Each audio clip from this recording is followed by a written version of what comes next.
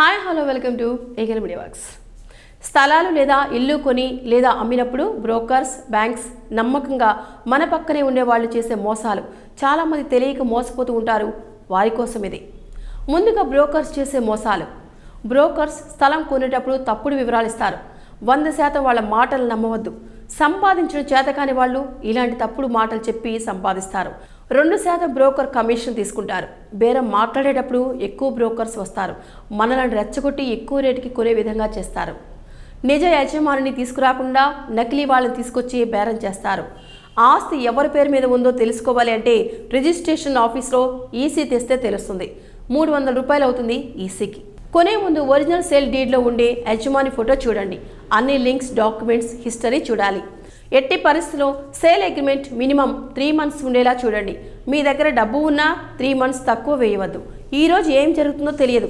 Agreement amount 5 నుంచి 10% కన్నా ఎక్కువ ఇవ్వద్దు. అగ్రిమెంట్ క్యాన్సిల్ చేస్తే తిరిగి ఇవ్వకుండా బాగా తిప్పుకుంటారు. మీ సొంత మనుషులు, మీ స్నేహితులు చెప్పే మాటలు నమ్మవద్దు. వాళ్లే కమిషన్ కోసం కకృతి పడతారు. ఏ బి బ్రోకర్స్ ఉన్నారు అనుకుందాం. ఏ బ్రోకర్ నీకు తెలుసు. వీడు బి బ్రోకర్ దగ్గరకు బేరం కోసం తీసుకుని వెళ్తాడు. యజమాని బి బ్రోకర్కి అగ్రిమెంట్ వేశాడని అబద్ధం చెప్తారు. స్థలం రేటు 1 lakh అనుకుందాం. స్థలం యజమానితో పాటు ఈ బ్రోకర్స్ 1 lakh కన్నా ఎక్కువ వస్తే మేము తీసుకుంటామని డీల్ చేసుకుంటారు.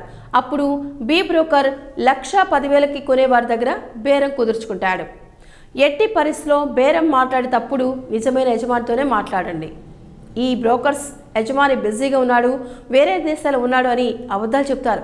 కనీసం వీడియో కాల్లో అయినా మాట్లాడండి. యజమాని ఏదైనా ఐడి ప్రూఫ్ చూపించమనాలి. మీరు కొనే స్థలం, వాటి డాక్యుమెంట్స్, అడ్రస్ నిజమో కాదో తెలుసుకోండి. ఎక్కడ ఉన్న స్థలం డాక్యుమెంట్స్తో మంచి ఏరియాలో ఉన్న స్థలం చూపించి మోసం చేస్తారు. మీరు అనుకున్న స్థలం, ఒరిజినల్ స్థలాలు వేరుగా ఉంటాయి. ఒరిజినల్ స్థలం సైజు, డాక్యుమెంట్ స్థలం సైజులో తేడాలు ఉంటాయి. Documents required for property, main owner sale deed document original papers మీద స్టాంప్ చూడాలి. ఆల్ లింక్ డాక్యుమెంట్స్, అన్ని డాక్యుమెంట్స్లో కొనేవారు, అమ్మేవారు ఒకరు కాకపోతే అమ్మేవాడు ఫ్యామిలీ ట్రీ సర్టిఫికేట్, తండ్రి చనిపోతే, పిల్లల స్థలం అమ్మితే లేదా వారసత్వంగా వచ్చే ఆస్తి అయితే సరిపోతుంది. డాక్యుమెంట్ ఫ్రంట్ పేజీలో ఏదైనా కోర్టు సీలు, సైన్ ఉంటే ప్రాపర్టీ మీద కేసు ఉంది అని అర్థం. EC, mother deed certificate, RTC లేదా agriculture land survey sketch, layout approval, caste certificate, DC, property tax certificate. SC ST సోదరులకు ప్రభుత్వం ఉచితంగా స్థలాలు ఇచ్చినది. అటువంటిది స్థలాలు కొన్న మళ్లీ వారికి వెళ్తాయి. రిజిస్ట్రేషన్ చెల్లదు.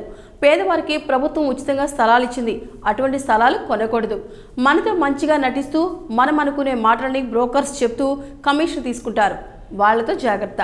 స్థలం కాగితాల కాపీలని ఎట్టి పరిస్థితుల్లో ఎవరికి ఇవ్వకండి. ఆ కాపీ పేపర్ని ఇతరుల దగ్గర ఉండటం వల్ల మనకి చెడు చేసే అవకాశం ఎక్కువ. ఇల్లు కట్టి ఉంటే బిల్డింగ్ ప్లాన్ అప్రూవల్ ఉండాలి. అగ్రిమెంట్ రోజు, రిజిస్ట్రేషన్ ముందు రోజు ఈసీ తీయండి. కొంతమంది వేరే వాళ్ళకి అమ్మి మన దగ్గర అగ్రిమెంట్ వేస్తారు. ఈసీలో స్థల యజమాని ఎవరో, ఎప్పుడు కొన్నారు, ఎవరి దగ్గర కొన్నారు ఉంటాయి. ఆ ల్యాండ్ పైన ఏమైనా విద్యుత్ లైన్స్ ఉన్నాయా, ల్యాండ్ కింద ఏమైనా అండర్ గ్రౌండ్ డ్రైనేజ్ ఉందా, ల్యాండ్ గవర్నమెంట్ ప్రజా అవసరాలకు తీసుకుంటున్నా కొనకూడదు. ఇప్పుడు ఆన్లైన్ రిజిస్ట్రేషన్ ప్రాసెస్ ఉంది. 15 years బ్యాక్ ఆన్లైన్ లేదు. ఆ టైంలో ఒకే ప్రాపర్టీని ఎక్కువ మంది పేరుతో రిజిస్టర్ చేశారు మోసం చేసి. లోన్ తీసుకునేప్పుడు వాళ్ళు చేసే మోసాలు. ఎట్టి పరిస్థితులను బ్రోకర్ లేదా యజమాని రిఫర్ చేసిన బ్యాంకులో లోన్ తీసుకోవద్దు. వాళ్ళు బ్యాంక్ వారికి కమిషన్ ఇచ్చి వాళ్ళకి అనుకూలంగా మార్చుకునే అవకాశం ఉంది. బ్యాంక్ లోన్ రావాలి అంటే పైన చెప్పిన డాక్యుమెంట్స్ కంపల్సరీగా ఉండాలి. అవి లేకుండా బ్యాంక్ లోన్ ఇవ్వదు. బ్యాంక్ లోన్ 70% నుంచి 80% వరకు ఇస్తారు.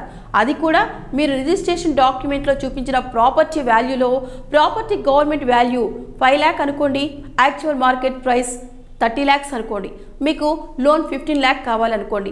అప్పుడు మీరు రిజిస్ట్రేషన్ డాక్యుమెంట్లో 20 lakhs చూపించి రిజిస్టర్ చేసుకోవాలి. మీకు 20 lakhsలో 75% అంటే 15 lakhs బ్యాంక్ లోన్ ఇస్తుంది.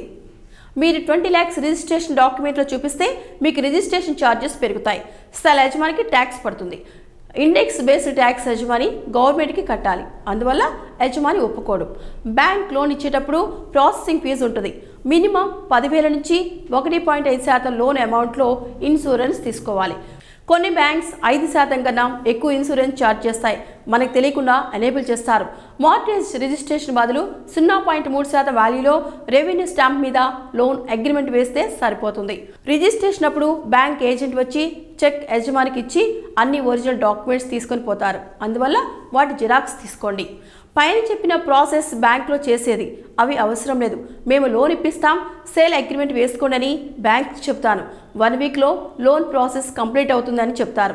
అగ్రిమెంట్ వేసుకొని వెళ్ళిన తర్వాత చుక్కలు చూపిస్తారు. Bank loan process minimum 20 days పడుతుంది. బ్యాంక్ వేదోలు చెప్పే మాటలు నమ్మి సేల్ అగ్రిమెంట్ తక్కువ రోజుల్లో వేసుకోవద్దు. మినిమం 3 మంత్స్ అగ్రిమెంట్ వేసుకోవాలి. పర్సనల్ లోన్ తీసుకుంటే ప్రాసెసింగ్ ఫీజు ఉంటుంది. Insurance optional. ముందే ఇన్సూరెన్స్ వద్దు అని చెప్పాలి. సో ఈ వీడియో కనుక మీకు నచ్చినట్లయితే లైక్ చేయండి, షేర్ చేయండి, కామెంట్ చేయండి అండ్ సబ్స్క్రైబ్ చేయండి. Thank for watching eagle media works. Like and subscribe Eagle Media Works.